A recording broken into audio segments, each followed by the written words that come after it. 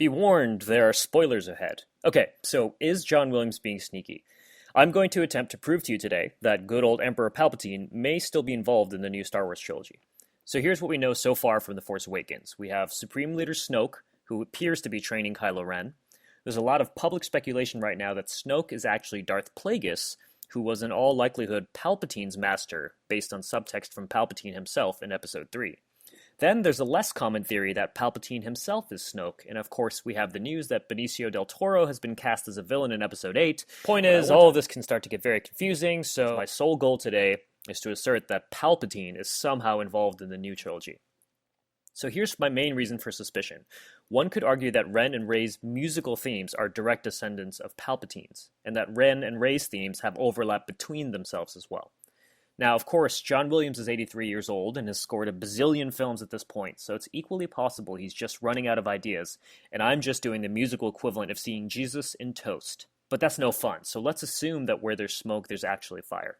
And a quick disclaimer for musical sticklers. I'm playing it a little bit fast and loose with transposition and key signature, just to make the comparison easier. Okay, first we have Palpatine's theme.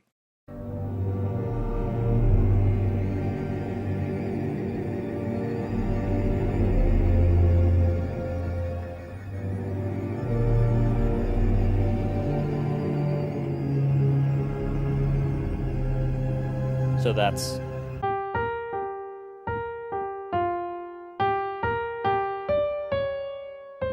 Now let's move that to a more convenient key.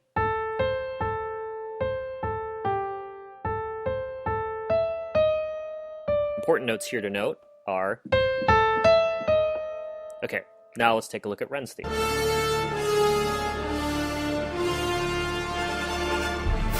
So that is... Now let's move that to a more convenient key.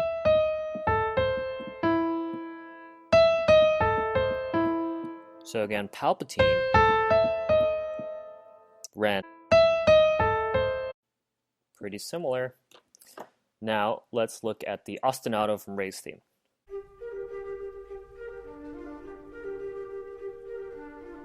So you could distill that down to, which if you remember from Palpatine's theme,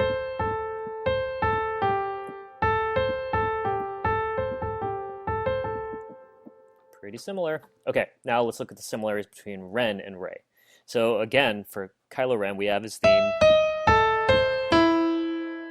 down to those 5 notes.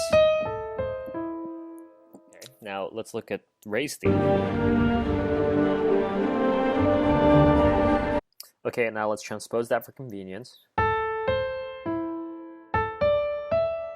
So you'll notice that the last 3 notes of Kylo Ren's motif are the first 3 notes of Rey's motif. You could even combine them together into one longer motif just to get a sense.